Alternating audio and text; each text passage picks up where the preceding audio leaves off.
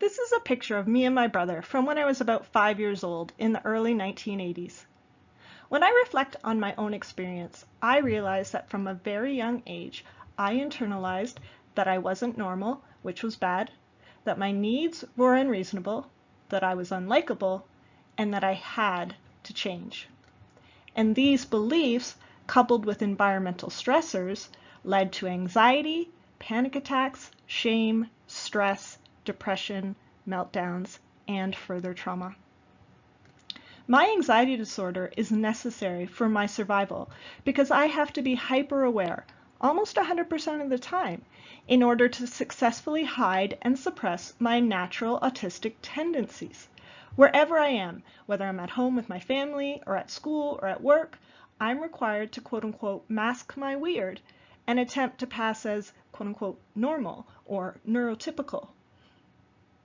I believe that the problem is that people with autism are taught that we are broken and that who we are naturally is not okay. And this is an absolutely devastating message to internalize. But there is a brilliant end to my story. I survived the 80s, the 90s, and the turn of the millennium. It was really hard, and there were a lot of really dark days. We didn't know a lot about autism back then, and I didn't even receive my autism diagnosis until I was an adult. But now I'm a professor at the University of Alberta. More importantly, I am an autistic professional who studies autism. This slide highlights some of my many awards and achievements because I want to offer you hope that no matter how hard it is right now for your students with disabilities, it can get better. Neurominorities are at a high risk of depression, anxiety, and suicidal ideation. One of the central features of depression is a negative or undesirable feeling of difference or deviance from others. Implying that to be a neurominority means to be fundamentally flawed as a person and then behaving accordingly is a particularly bad way of teaching youth that they have value and worth. Neurodiversity refers to the simple fact that all brains are different. As a society, we need to open our eyes to see that the diversity of human brains is a natural, healthy, and valuable form of human diversity. There is no normal style of human brain any more than there is one normal race, ethnicity, gender, or culture. And just as researchers recognize that biodiversity is necessary to ensure that we have a healthy and sustainable ecosystem, neurodiversity is just as critical to our survival as it is theorized to be essential for cultural stability. When we consider how to best support people who are more neurodiverse, we need to refocus our interventions on supporting, developing, and celebrating the person's unique strengths, instead of focusing on teaching us to act like everybody else. Our brains function differently. So if successful treatment means that we will think and behave exactly like everybody else, that treatment will always fail.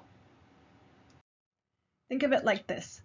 Using the principles of applied behavioral analysis, you could teach your cat to swim. But a cat who can swim is still a cat. It will never be a dog. In the same way, people with autism can learn to mask our autistic traits, we can learn neurotypical social rules, and at times we can even appear normal. But we will always be autistic.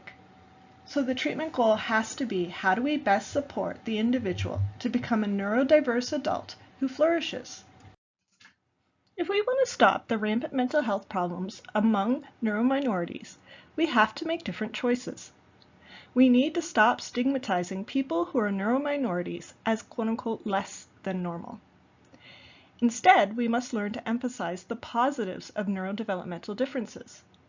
People with autism do not need to be cured. We may have higher support needs, but we also have a wide range of talents and abilities. Because so many of us have internalized that we are broken, teachers must help to increase our students' confidence in themselves. They need us to convey to them that they are good enough as they are right now, not as they might someday be in the future. And a good way to increase a student's self-worth is by appreciating their efforts and valuing their opinions. The more we can believe in our students' strengths, the more that we can see the good in them as they are, the more likely they will internalize that they have value and worth. People with autism often have a large number of strengths gifted to them by their neurology. But we need to do a better job of recognizing that these strengths represent legitimate ways of being in the world. Compared to the early 80s, today most people know that autism exists. But we need more than just autism awareness. Society must ensure that people with autism and other neurominorities are recognized and respected for their strengths and their talents.